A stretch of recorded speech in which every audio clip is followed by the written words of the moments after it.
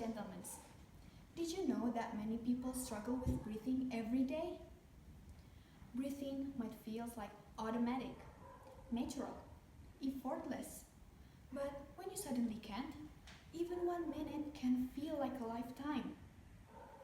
Fun fact, your brain starts to suffer irreversible damage after just 2 minutes without oxygen.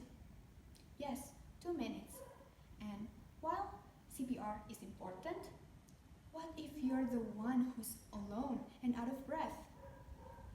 Well, what if I told you there's a device that helps people breathe right when they need it the most? Assalamualaikum warahmatullahi wabarakatuh. I'm Yuni Khoerunnisa from the nursing department, going to demonstrate how to self-administer oxygen in an emergency. According to data from the Indonesian Ministry of Health, respiratory disease such as asthma, COPD, and even heart-related shortness of breath affect over 15 million people annually. In an emergency, minutes, even seconds can be the difference between safety and danger. Now, take a look at what I have here. This is oxygen tank, and the black knob here is the regulator to open or close the oxygen flow. And this is pressure gauge, which shows how much oxygen left in the tank. And this part is a humidifier bottle. Yes, it always needs to be filled with clean water. Why? Because if there is not, the air on the tank will be very dry, and it can be painful both for the throat and the nose of the person who inhales it. And I have a hand sanitizer too to sanitize our hands before touching the nasal cannula. And this alcohol swab to sanitize the part that will be applied to the nose so it sanitizes. And this can be replaced by the trash can or the trash bag when you don't have it at home. Finally, this is the nasal cannula.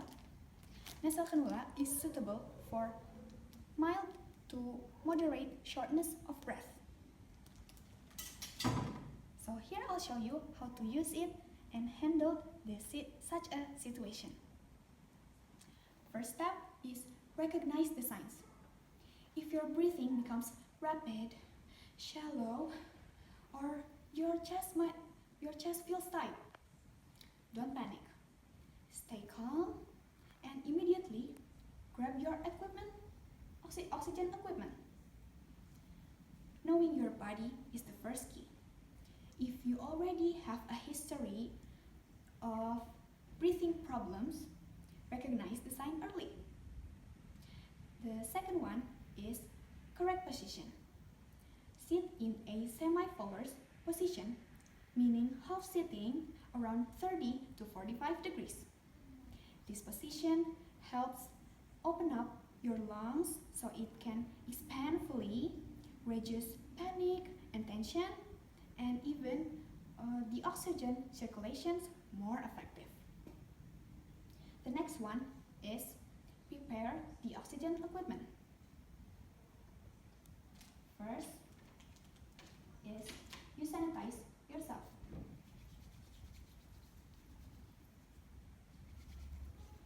And make sure the tank is upright.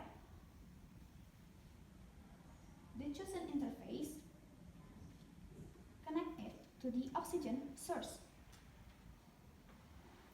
And for the nasal cannula, set the oxygen flow to 2 to 5 liters per minute.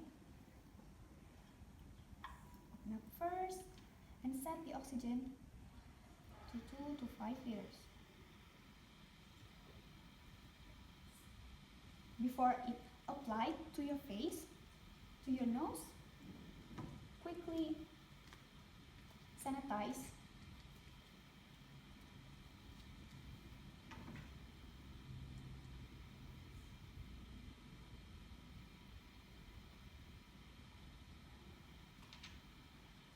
after that, we apply it properly. For the nasal cannula, insert the tips to your nostrils and loop the tubing over ears and adjust it under your chin. And the last one is breathe slowly and steadily. Inhale gently, exhale slowly, and stay calm. Focus on your breathing rhythm. If possible, immediately call for help or notify someone who you trust nearby.